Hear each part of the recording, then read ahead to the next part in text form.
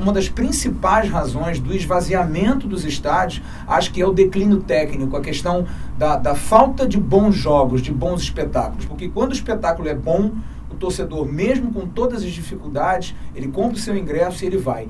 Ninguém reclama de pagar alto por um grande espetáculo.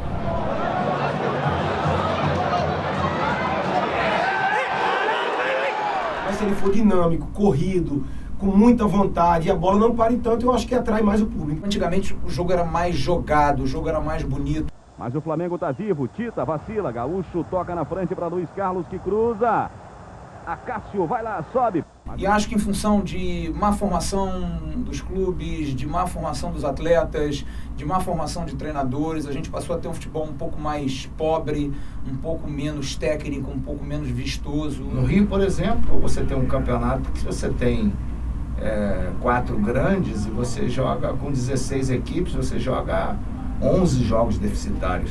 Você tem um campeonato estadual do Rio de Janeiro, por exemplo, ele fica muito desequilibrado do ponto de vista técnico, do ponto de vista de infraestrutura, do ponto de vista de torcida. Então, isso prejudica de uma forma geral a qualidade do futebol do Rio de Janeiro. Está dando uma mostra de que todo ano nós no Rio de Janeiro temos um clube caindo para a segunda divisão.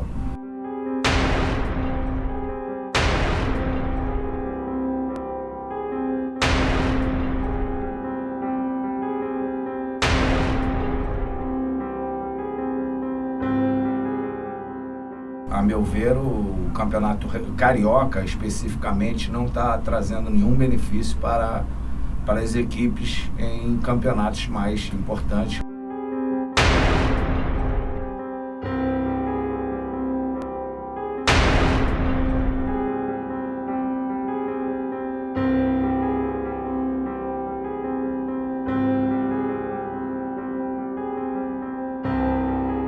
Porque não adianta eu pagar por 90 minutos e assistir apenas, sei lá, 45, 50 de bola rolando. A qualidade ainda não está à altura do preço. Independente de consórcio, de estádios e tudo mais, acho que o preço poderia ser melhorado para incentivar, né, o torcedor a ir ao estádio.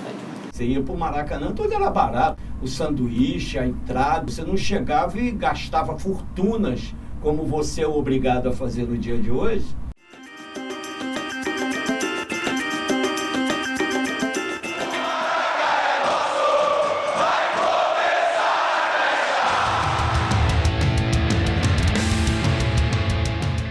Sou a favor da torcida organizada, sim.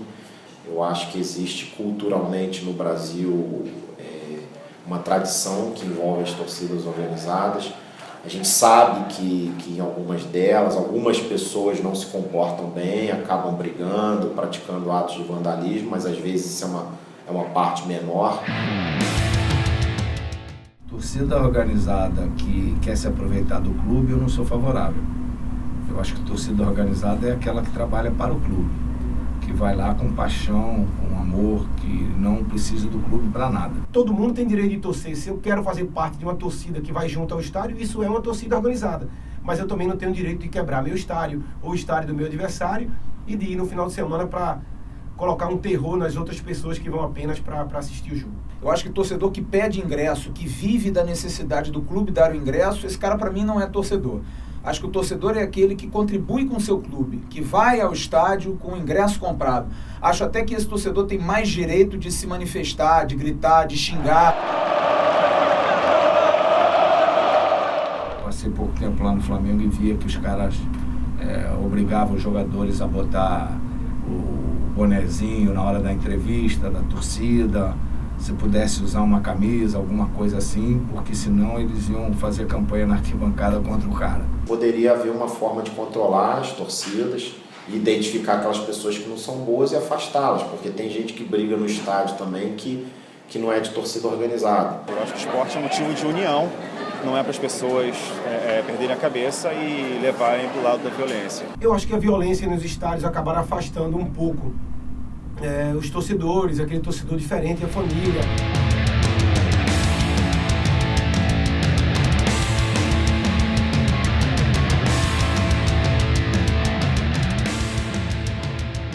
Não sou contrário à torcida organizada, acho só que existem torcidas e torcidas, existem muitas torcidas, por exemplo, a Guerreiros do Almirante, do Vasco, a GDA, é uma torcida jovem que tem uma necessidade de fazer a filantropia, de fazer o social. Na verdade, a torcida organizada ela sempre fez festas muito bonitas no Maracanã. Independente do momento que está o jogo, eles estão sempre animando, sempre felizes.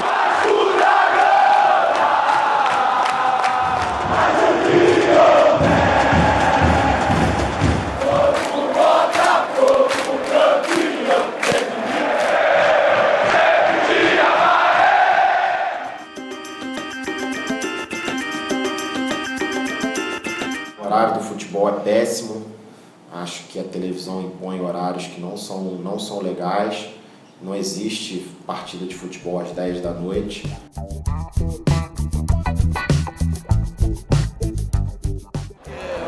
10 horas da noite, no meio de semana, no dia seguinte tem que trabalhar, frente a trânsito, muito ruim. Assim como no domingo, muitas vezes partidas tarde.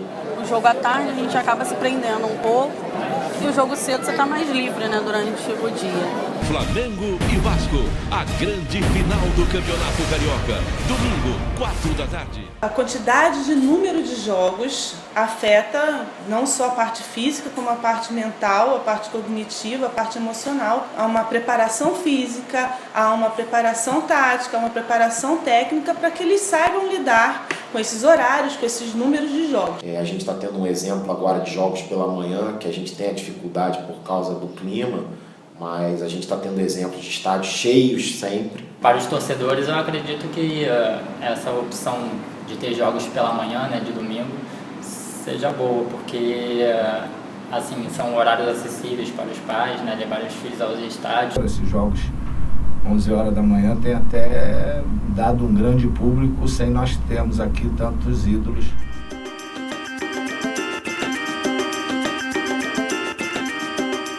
Eu acho que é uma grande saída para os clubes de futebol hoje a questão do sócio-torcedor.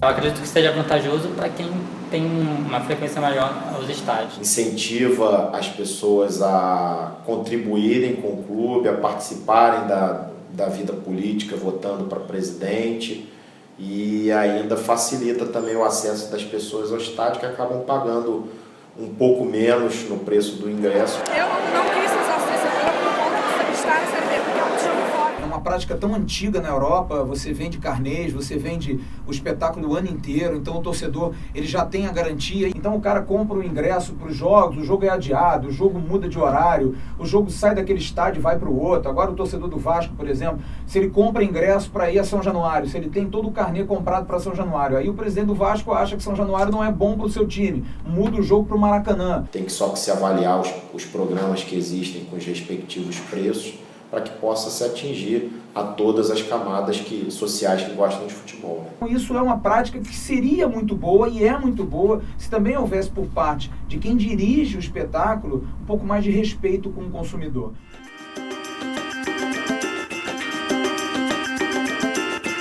Eu espero do futebol do Rio de Janeiro profissionalismo dos dirigentes, seriedade, e que os jogadores voltem a jogar com amor pela camisa. Eu acho que é preciso repensar o modelo. Eu acredito que hoje você não possa fazer um campeonato carioca com mais de, no máximo, 8 equipes.